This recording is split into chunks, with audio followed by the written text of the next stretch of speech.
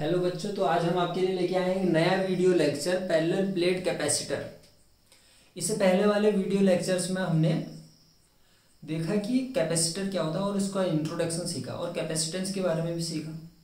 अगर आपने इससे पहले वाला वीडियो लेक्चर नहीं देखा है तो मैं आपको रिकमेंड करूँगा कि आप पहले वाले वीडियो को जाके देखें और उसका बेसिक इंट्रोडक्शन सीख लें, कैपेसिटर होता क्या है। उसके बाद हमें पढ़ना है पैरेलल प्लेट कैपेसिटर क्या होता है। तो बिना किसी देरी के हम क्या स्टार्ट करते हैं parallel plate capacitor. So this is your beautiful सा चैनल लॉस्ट इन विज्ञान और गणित and my name is Gaurav Singh Negi. तो चलो स्टार्ट करते हैं। पैरेलल प्लेट कैपेसिटर होता क्या है। तो काफ़ी लंबे टाइम के बाद वीडियो शूट हो रही है। क्या था कि कुछ सेटअप वेटअप नया दिखाई दे रहा होगा, काफ़ी कुछ अरेंज करना पड़ गया। ठीक, थोड़ा लाइटिंग की प्रॉब्लम भी हो रही हो क्योंकि रात में शूट किया जा रहा है वीडियो। ठीक है, तो हम पढ़ते हैं पैरेलल प्लेट कैपेसिटर क्या होता है। तो पैरेलल प्लेट कैपेसिटर में नाम ही क्या है कि दो पैरेलल प्लेट्स हों। तो मैं दो पैरेलल प्लेट्स बना देता हूँ। ठीक, तो पैरेलल प्लेट कैपेसिटर, दो पैरेलल प्लेट्स बनाई जाएंगी। ये रही आपके पास दो पैरेलल प्लेट। ठीक, जिसका एरिया, इसका एरिया A1 एंड इसका एरिया A2 और इन दोनों के बीच की डिस्टेंस जो है वो D है। इन दोनों के बीच की डिस्टेंस D है। इसके ऊपर प्लस Q चार्ज है और इसके ऊपर माइनस Q चार्ज है। ये बन गया हमारे पास पैरेलल प्लेट कैपेसिटर। इसके ऊपर प्लस Q चार्ज है टोटल प्लेट के ऊपर और इसके ऊपर नेगेटिव चार्ज। ठीक, अच्छा, स्फेरिकल के लिए मैंने पिछले वाले वीडियो लेक्चर में पढ़ाया था कैपेसिटेंस निकालना किसी R रेडियस के लिए। तो आया था C is equal to 4 pi epsilon naught R, जहां पर ये R क्या थी, इसकी रेडियस यानी डायमेंशन पर निर्भर कर रहा था। तो जितना ज्यादा ये R बड़ा होगा उतना ज्यादा कैपेसिटेंस बढ़ेगा। ये तो है, C is directly proportional R। Radius जितना बढ़ाओगे तब कैपेसिटेंस बढ़ेगा। तो यानी तुम्हें जो कैपेसिटर बनाना पड़ेगा वो बहुत ही बड़ा बनाना पड़ेगा। और हमारे जो घर के इंस्ट्रूमेंट होते हैं इतने बड़े बड़े, जो क्या होते हैं, हमें तो जितना छोटा कैपेसिटर मिल जाए, जितना छोटा कैपेसिटर मिल जाए उससे काम अच्छा हो जाएगा। तो यानी इसीलिए मैं बोल रहा था कि स्फेरिकल कैपेसिटर हमारे यूज में नहीं है। क्यों नहीं है? क्योंकि उसकी कैपेसिटेंस क्या होती है, वेरी लो, बहुत छोटी होती है, बहुत कम होती है उसकी। तो इसीलिए हमने क्या किया, पैरेलल प्लेट कैपेसिटर बनाएंगे जिसकी कैपेसिटेंस इसके मुकाबले तो ज्यादा होती है। ठीक है, ठीक। तो यहाँ पर दो कंडीशंस हैं। पहली कंडीशंस लिख लेते हैं उसको। पहली कंडीशन तो ये है कि ये जो एरिया है दोनों प्लेट्स का, A1 and A2 should be equal, must be equal, यानी जो एरिया है वो दोनों के इक्वल होने चाहिए। ठीक, और D is much much much much less than, यानी D जो ये इनके बीच की पैरेलल प्लेट के बीच की डिस्टेंस है वो बहुत ही छोटी हो, कितनी बहुत ही छोटी हो जाए। ठीक है, इतनी छोटी हो जाए, इनके बीच की डिस्टेंस इतनी छोटी हो जाए कि इसके कंपैरिजन में ये प्लेट्स क्या दिखाई दे, इनफाइनाइट दिखाई देने लगे।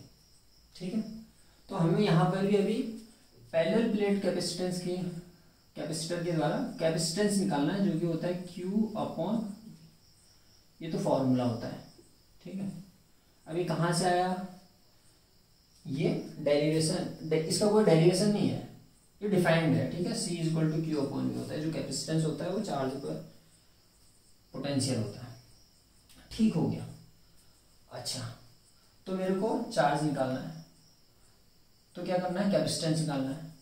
तो उससे पहले मैं बताऊं कि यहाँ पर जो इलेक्ट्रिक फील्ड होगी प्लस Q के कारण, उसकी डायरेक्शन ऐसे होगी, E1 प्लस से माइनस की ओर जाएगा या नहीं जाएगा,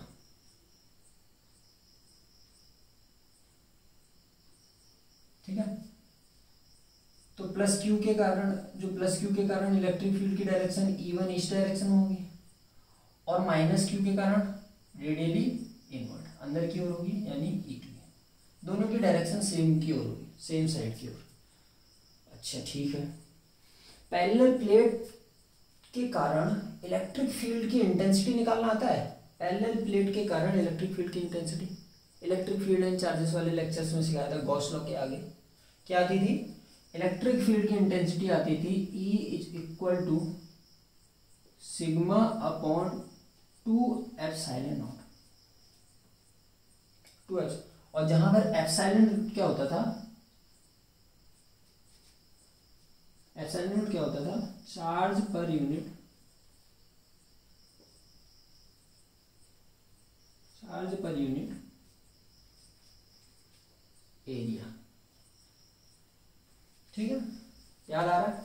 चार्ज पर यूनिट एरिया। अच्छा, इसका काम क्या होगा, मैं क्यों निकाल रहा हूँ इलेक्ट्रिक फील्ड की इंटेंसिटी, ये चीज सीखनी जरूरी है।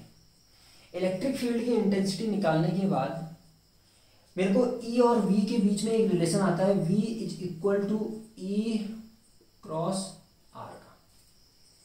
E क्रॉस R का आता है नहीं आता?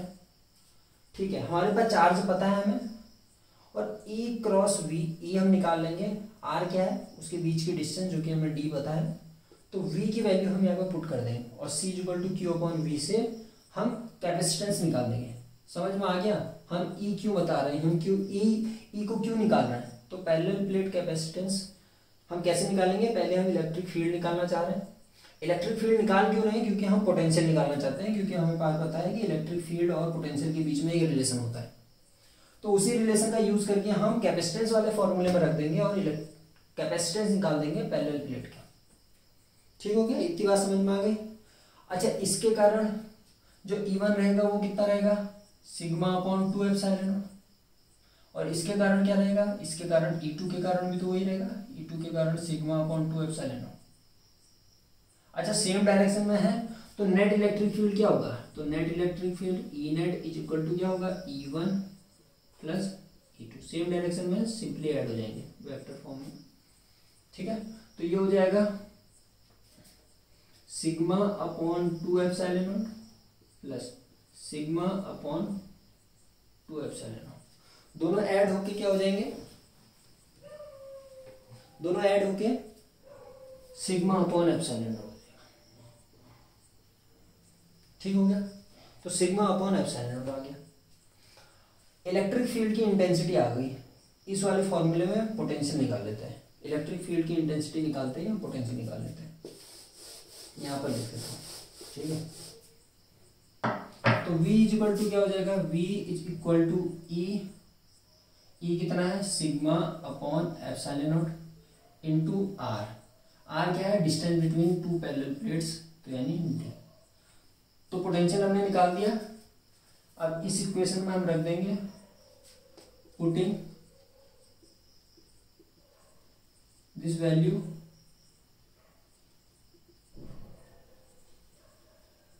In equation first. पुट कर दो, C इज इक्वल टू क्या हो जाएगा? Q,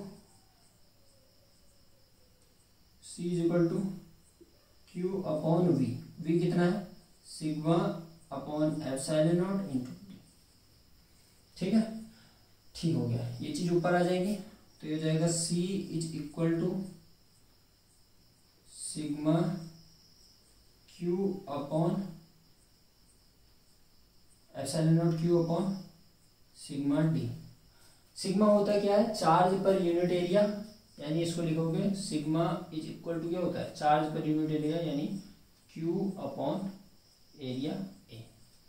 ठीक है, A1 मान लो, A2 मान लो, दोनों को क्या लिख सकते हो? A1 A2 is equal to A लिख दो, दोनों के दोनों इक्वल होने चाहिए। ठीक है, तो ये लिख देते हैं। तो C इज इक्वल टू क्या हो जाएगा? यहाँ पे वैल्यू पुट करो, एप्सिलॉन नॉट Q क्या हो जाएगा? Q upon A into D। Q से Q मर गया, क्या बना? Sigma epsilon not upon D upon A। अच्छा, ये सबसे ऊपर आ जाएगा A, तो C इज इक्वल टू क्या आएगा? C is equal to epsilon naught A upon D। ये हो गया पैरेलल प्लेट कैपेसिटर के कारण जो कैपेसिटेंस आता है वो सिग्मा A अपॉन D। ठीक है, इसको नोट करो, फटाक से नोट करो। कर लिया? चलो। ठीक है। अच्छा देखो, तो हमारे पास जो कैपेसिटेंस आया है वो कितना है ना, C is equal to epsilon naught A upon D।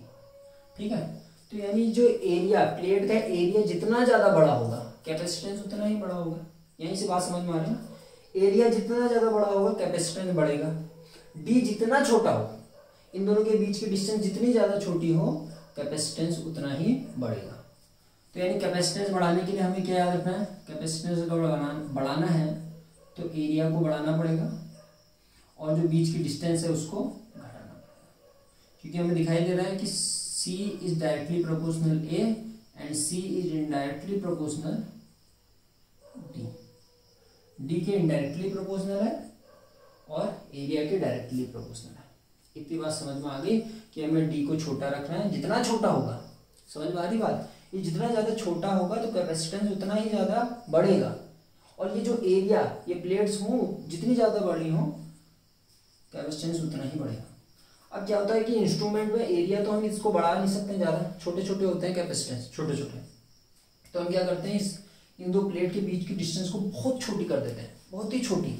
जितनी ज़्यादा छोटी करेंगे तो कैपेसिटेंस उतना ही बढ़ जाएगा। तो यानी प्लेट्स के बीच में जो डिस्टेंस रहेगी वो बिल्कुल ना के बराबर हो जाती है। ठीक है, तो ये हो गया हमारा पैरेलल प्लेट कैपेसिटर्स कंप्लीट। हमने सीख लिया कि कैपेसिटेंस कैसे निकाला जाता है। तो अब जो नेक्स्ट वीडियो होगा उसमें हम सीखेंगे कि पैरेलल प्लेट कैपेसिटर से जो एनर्जी होती है वो कितनी स्टोर्ड होती है। तो आज के लिए इतना ही, पढ़ते रहिए मन लगाकर। Tata and bye bye.